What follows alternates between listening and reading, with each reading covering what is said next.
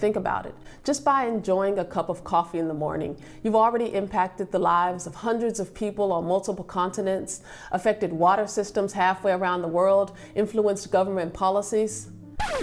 And that's all before breakfast. The world is a big interconnected system that we're constantly shaping and being shaped by. And the key to dealing with wicked problems like climate change are to better understand and manage that interconnectedness. Today, I'm going to introduce you to 5 ideas from systems thinking that have drastically changed the way that I think and have helped me to gain a better understanding of how the world works. But first, what is systems thinking? Systems thinking is just a way of making sense of our complex reality by seeing it as an interconnected whole rather than just parts. Idea number 1, you can't improve a system by improving on the parts separately. Now, the thing that gives a system its properties are the ways that the parts interact with each other. So let's say, for example, you have a bicycle. You have all of the parts, the seat, the handlebars, the pedals. Now, each of these taken separately are not a bicycle. It's the way that these parts interact and are in relationship to each other, connected to each other, that gives a bicycle its properties, namely its ability to take you from point A to point B. Now, if someone's trying to make a bicycle run better and they take off the wheel and give it to a wheel expert and say, improve upon this wheel, make it the best wheel ever. But if that wheel expert doesn't understand how a bicycle works and how the parts of the bicycle are connected to each other, or if that wheel expert doesn't even understand that they're dealing with a part of a system, part of a bike, then however they improve on that wheel won't necessarily improve the functioning of the bike as a whole if you were to put it back on the bicycle. And in some cases, it might even make it worse. This idea may be intuitive to a lot of people, but it was a really big mental shift for me because the way I'd been taught to solve complex problems is that you take a problem and you break it down into its parts and you try to solve for the parts independently.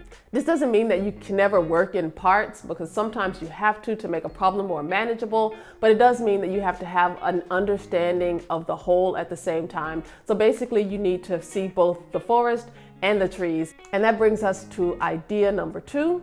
There are rarely any real boundaries in systems. Boundaries are just things that we create to distinguish between what's in and what's out, what's important and what's unimportant, or to just make things simpler and easier to manage.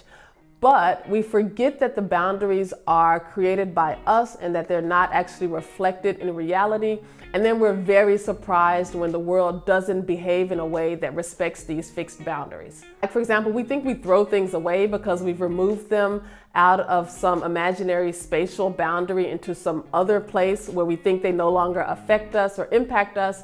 But the reality is they're still affecting us from other parts of the system that we're just not able to see. So in a real system without these fixed boundaries, there is no away. We also draw boundaries around problems, like this is a climate problem, this is a social inequality problem, this is a water problem. And then we're repeatedly surprised when in the real world, social inequality problems are climate problems, are water problems. All of these bleed into each other because there are no real fixed boundaries. Another place we draw boundaries is in time.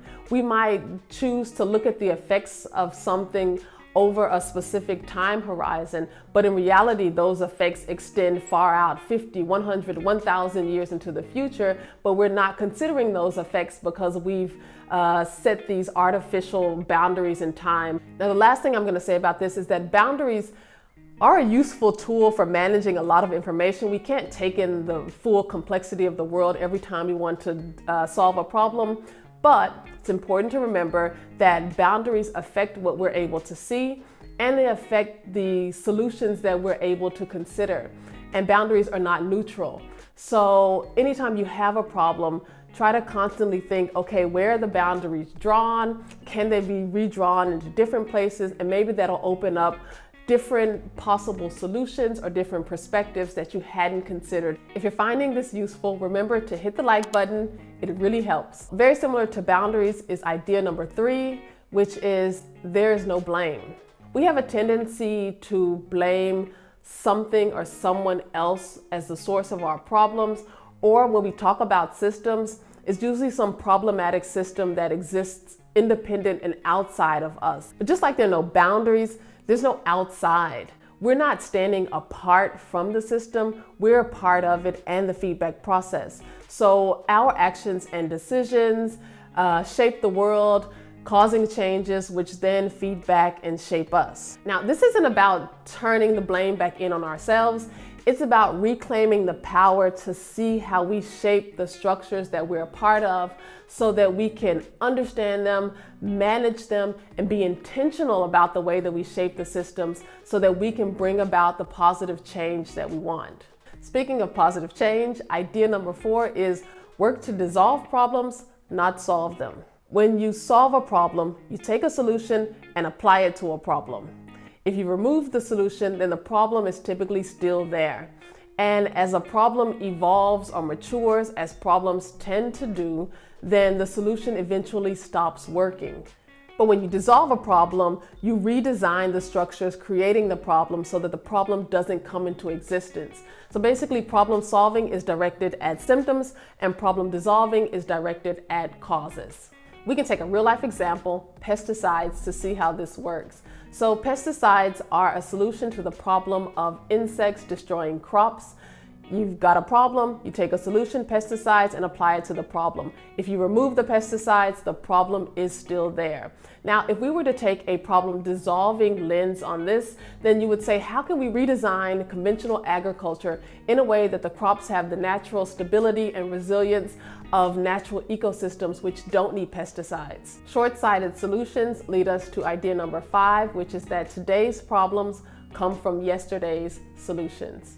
Poorly thought out solutions add complexities to systems, more interconnections that impact the system in surprising ways and create unintended consequences. If we go back to our pesticide example, over time they reduce the microorganisms that keep the soil healthy, they reduce pollinators, which in the long run leads to less stable crops and more food insecurity, which are originally the problems that they were supposed to provide a solution to. So this is a general caution to be wary of quick fix solutions and to always ask, why are we dealing with this problem in the first place? Which structures are in place that are creating this problem? Or ask, how will this solution become its own problem so you can start to map out how the solution might be sowing the seeds of tomorrow's problems. If you've learned something new from this video, make sure to give it a thumbs up and subscribe to the channel if you haven't already.